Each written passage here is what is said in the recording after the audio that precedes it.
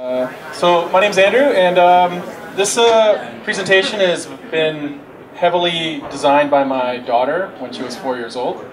So I was working on a project, and I actually had her help on designing this mobile UX project. So this is what you can learn from a 4-year-old about ponies and mobile UX. All right, so anytime I do any talks on kids, I always start with this from Lee Rainey from the Pew Institute. People 2, 3, and 4 years apart are having completely different experiences with technology. So keep this in mind for later in the presentation. So this is my daughter Oriana. So this is a little sketch I made of her when she was like 2.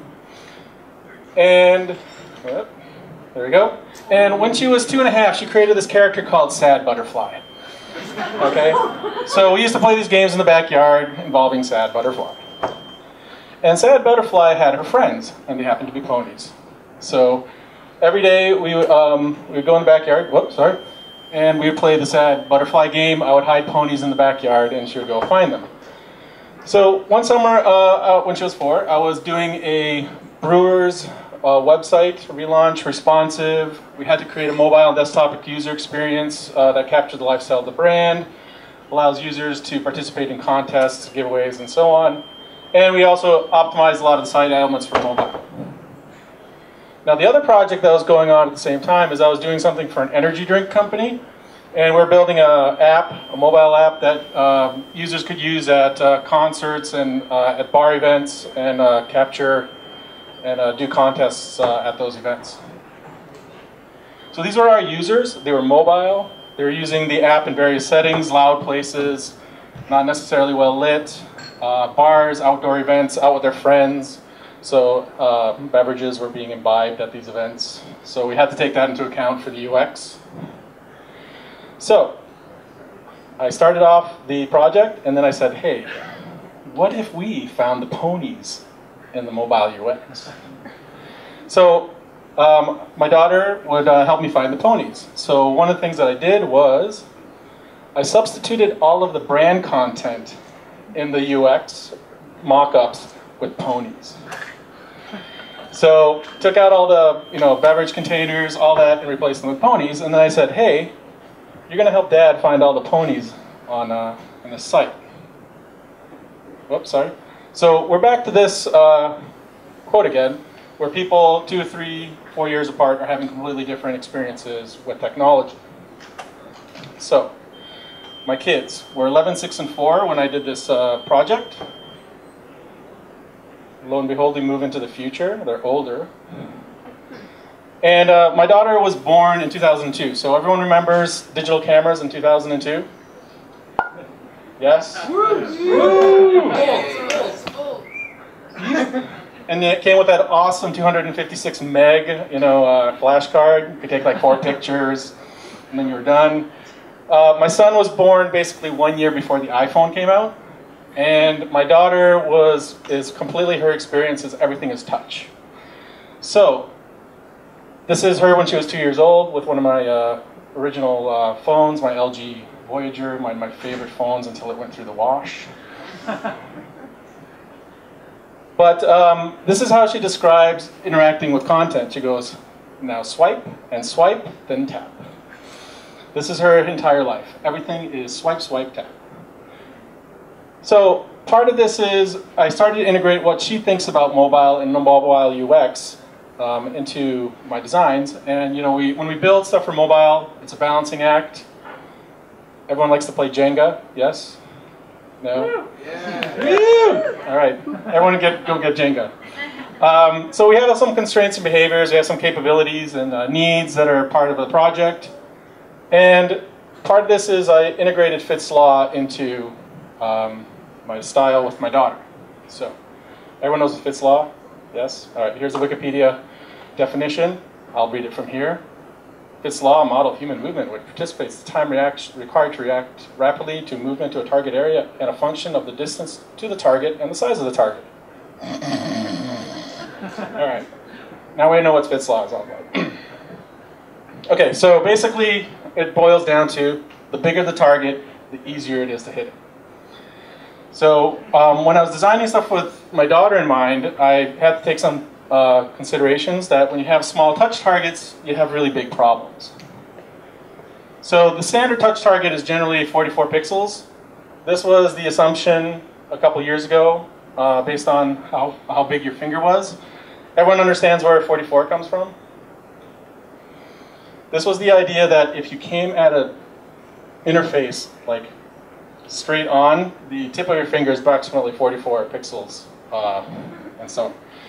But then someone said, well, people don't do that. People don't come at interfaces straight on like this. They kind of push down on them. So people then started to say, okay, let's make it 56, because that's about the size of your finger pad. Then everyone starts using their thumbs. So now the standard is 72 for thumbs. And how many people text with their thumbs? All right. See, so now we have to do our mobile UX based on the 72. So one of the things is, we got, initially the designers came up with these buttons and on the left, and we're like, this is not going to work because here's the standard finger impression on the button and then the thumb button. So we're trying to go to the our client and say, you got to have these big ass buttons. And they're like, why? Because everyone's going to use their thumb, they're going to be in a bar, it's going to be loud, and they're going to be drunk. You want them to participate in your contest or whatever, make the buttons really big.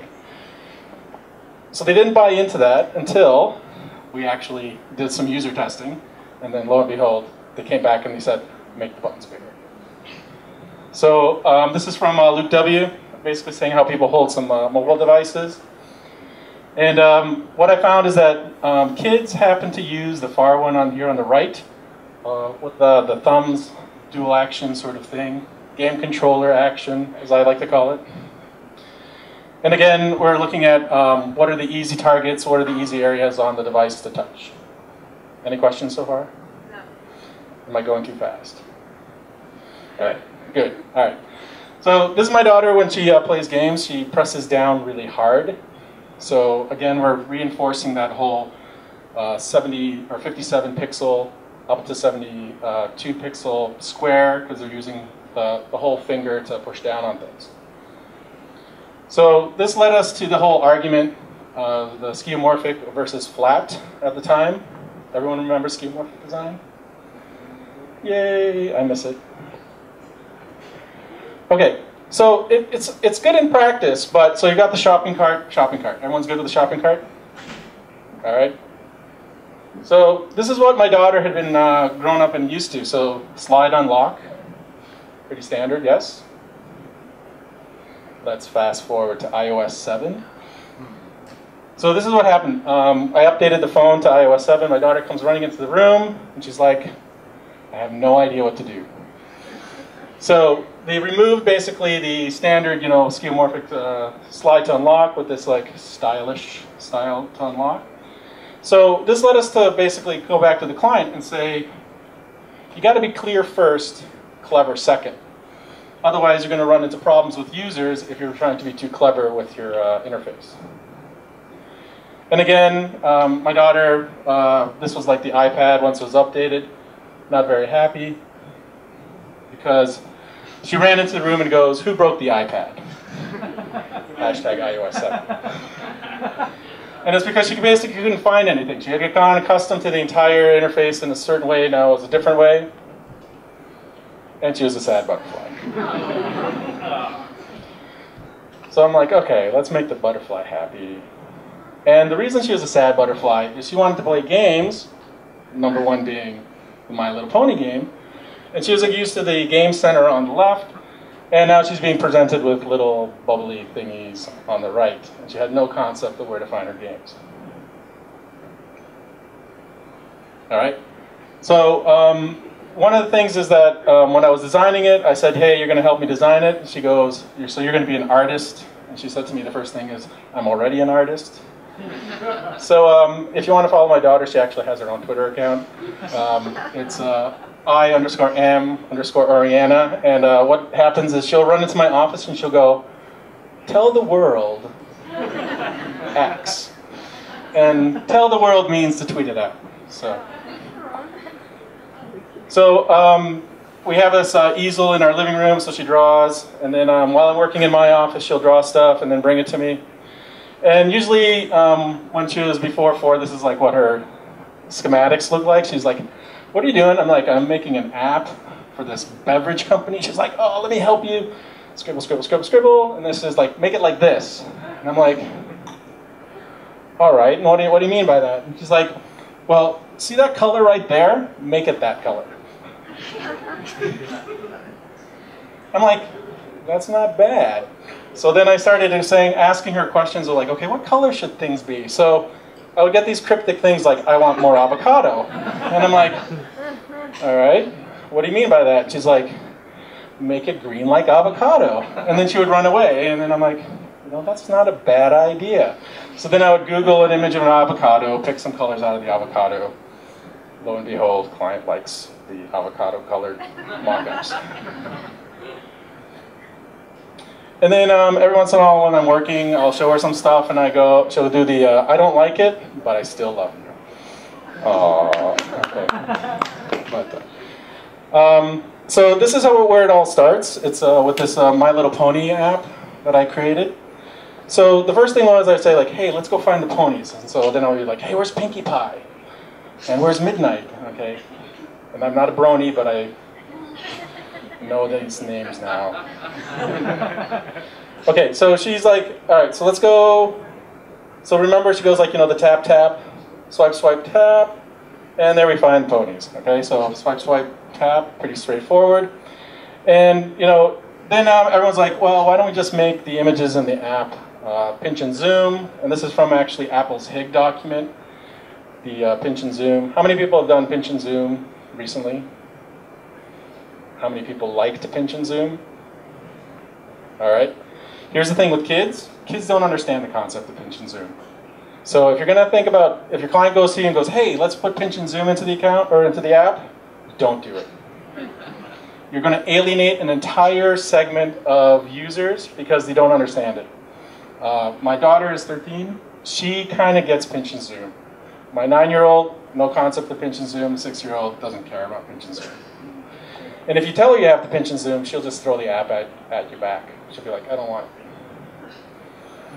Okay, so we're back to this whole now swipe, then tap, how to use my dad's phone. So if you're very tempted to do pinch and zoom, remember that there's an entire generation of kids growing up with this as their experience with touch devices. Swipe, swipe, tap. No pinch and zoom in them. So we come back to our My Little Pony app, and the first thing is that she did the swipe, swipe, tap to find Pinkie Pie, and then I was like, the client's like, "Let's have off-canvas navigation," and we're like, "No." And they're like, "Yeah, you touch the thing, and there's like some ponies, and then you touch it again, and the ponies go away." And the client's like, "Exactly, what do we want?" And then, so I built this, and then I gave it to my daughter, and she's like, "Boink, boink, boink." And, I'm like, "Okay, why is this happening?" And then she became a sad butterfly again. And one of the problems is that when you design stuff like off-canvas menu systems, you have to really be careful, your JavaScript, because you have to look at press versus tap events. And kids are very press, even though they prefer press over tap. So what you want to do is, think about using the standard on release is what we use as adults. You want to use on press. And it's much more friendly from a kid's perspective because they like to hold things down. If you actually look at people on the subway, they tend to do more on press events. So then we went back to the client. We said, this off-canvas stuff is really kind of kooky. Let's not do it. And then I showed my daughter this version, and she's like, "Yay!" And that was all simply by changing on release to on press. Much more better. Now, then what we did is, okay, what would happen if the user turned off JavaScript? How many people have turned off JavaScript on their phones? All right. So so we built this fallback model. So again, all it is you press on the menu icon and it just jumps down to the bottom. And we're just using a really simple HTML anchor tag as a fallback if not JavaScript's been turned off. So these are things that are enhancing the user experience. These are things that a 4-year-old kid can actually use well and navigate through your application. So then it came time to do some more user testing on my daughter. And what we did is I said, okay, we got to take all this content that the user or the client's given us and put it into some kind of usable format. So we looked at the content, and then I rearranged the content, and I turned it into a little Playmobil toy thing. So I said, okay, now this is the main page. So this is the prince, and the prince has to take the ponies to the party. How is he going to get the ponies to the party? And so then what my daughter did is she rearranged all the content based on getting the prince to the pony party. So we used that model then to do some card sorting with her. So we laid out some of the prizes that you could find in the app. And what I did is I took it's a game called Sleeping Queens. And I said, okay, take all this stuff and match it up. So she gave me like 3 different versions of matchups. So this was like your friends list. So she actually put all the knights together. And then we took that to the client and says, let's put all the friends together. And then she did some other stuff where like she put all the things that were like blue together. And so like we said, let's color code the important stuff blue and put it together. And then this, it actually made more sense once we actually put the client's content back into the card sort. But it actually worked, and the client bought into this whole mix match, get your friends to go, card sorting methodology. So then my daughter was able to find all the ponies. So then we took out the ponies, and then we substituted in the client's content. Yeah. And then the client came back and goes, that's awesome, give me more, well, here's some more content. We're like, no. So we actually had to edit the content ruthlessly. So always have a Hello Kitty chainsaw handy when the client hands you too much content. And then we started looking at performance as well. So one of the things is, once you start building your app and start building your mobile or responsive site, think about how you're going to get all this content into the site and have it perform well. So what we did is we tested in the wild. So we turned off the Wi-Fi and we found all the dark spots in Toronto. Everyone knows where the dark spots are in your neighborhood, where you get like no Wi-Fi or no network connection. And then we tested our application without the Wi-Fi and with like only 1 bar for networking. Now this was really important because we actually found out while we were developing the app that the client was going to have this surprise concert, but the surprise concert was going to be like basically in a concrete bunker. And they're supposed to be pushing content out to the people in this concrete bunker while there's a band playing, while their product was being served. And the last thing we needed was like the client to come back and, yeah, the concert went over well, but your app sucked. So what we did is we rejigged the app based on finding out how can it perform well under no network conditions. So we did this preloading of content in the background and all this other fun stuff. And then if your connection is really bad, you're going to end up with a sad butterfly, or in this case, a mad client. And the whole idea is that if you can actually start thinking about how a 4-year-old will use your content, or navigate through your content, navigate through your app, and use your responsive site, you're actually going to help the sad butterfly find the ponies. And if a 4-year-old can find the ponies, so can your user.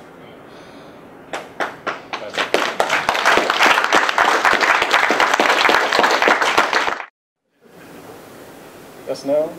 Yeah, what's the one big takeaway from working with a 4-year-old to your UX? To do your UX? They're going to be brutally honest.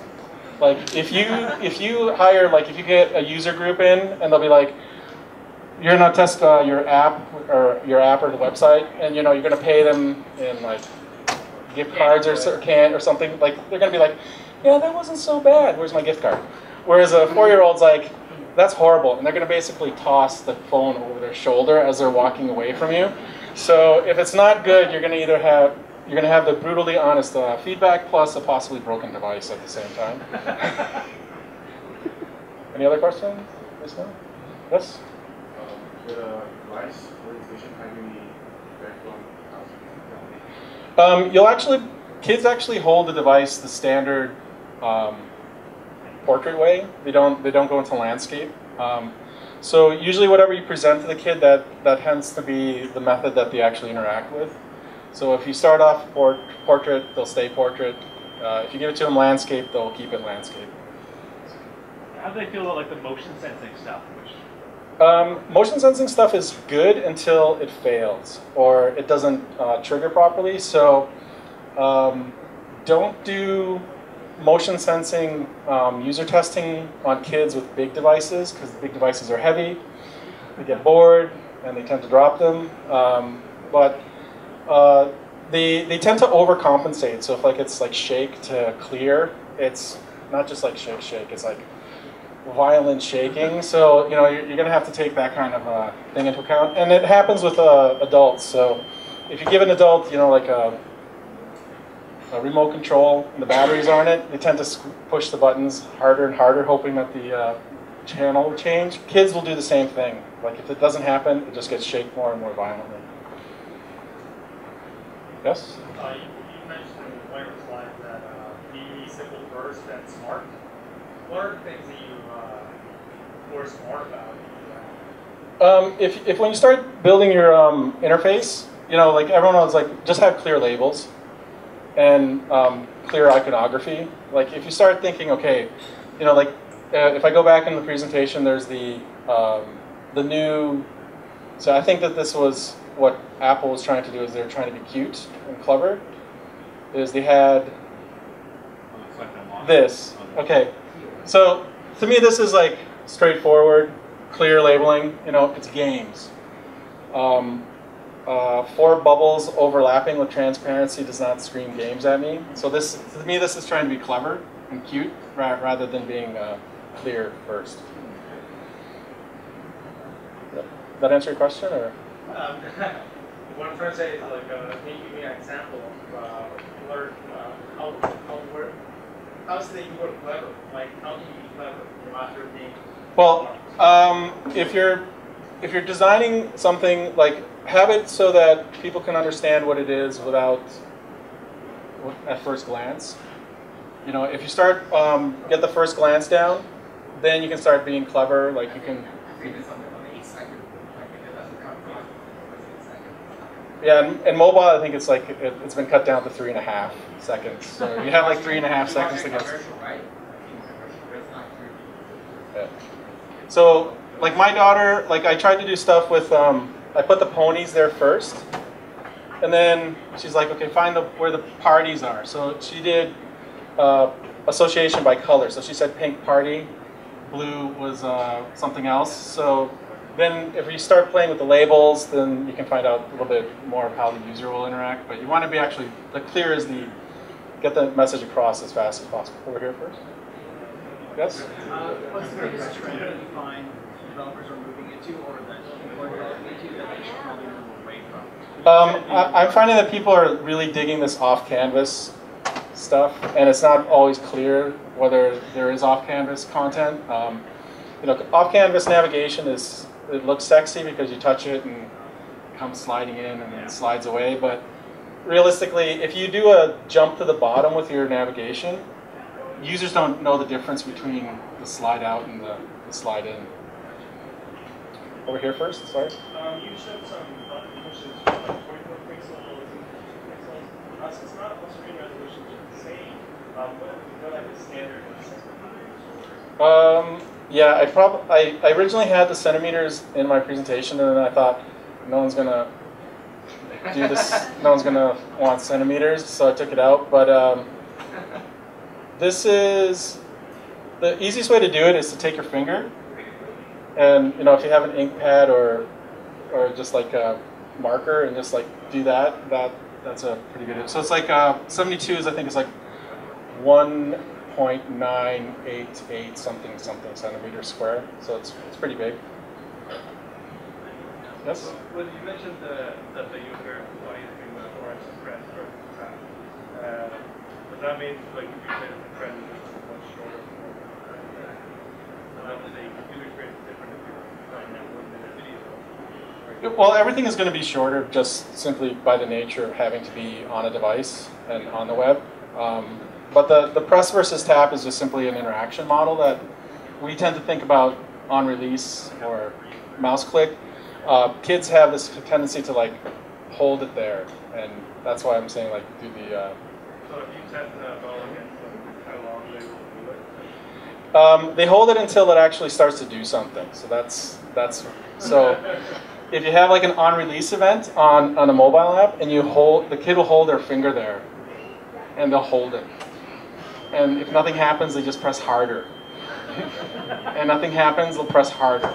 So that's why I'm saying use like a on-press event, because like the minute you touch it, something happens, they let go. So that's sort of the way to think about it. And like I said, we did a user testing thing for a company where we had it was an app that had a faux keyboard on it, like a piano keyboard. The piano keyboard was like graphics, didn't do anything. Kids were actually in the user testing like standing on it because they're like, I'm going to make this damn piano play notes, whatever it does, and they were like trying to jump on iPads and stuff, so it became really ugly.